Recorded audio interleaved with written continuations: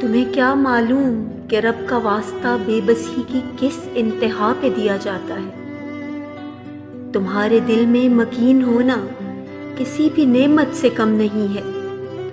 محبتوں کا امین ہونا کسی بھی نعمت سے کم نہیں ہے، اور بتوں کے آگے رگڑ رگڑ کر وہ بے یقینی نہیں کرے گا۔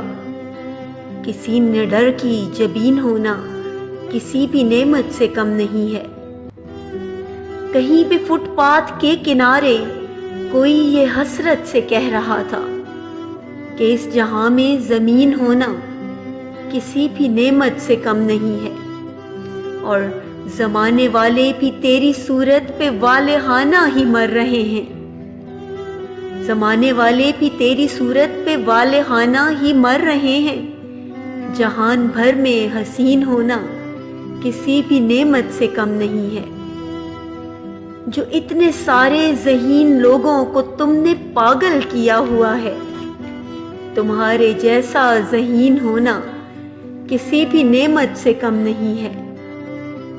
کبھی یہ انسان جو بت پرستی سے تھک گیا تو یہی کہے گا، کبھی یہ انسان جو بت پرستی سے تھک گیا تو یہی کہے گا کہ ایک خدا پر یقین ہونا کسی بھی نعمت سے کم نہیں ہے۔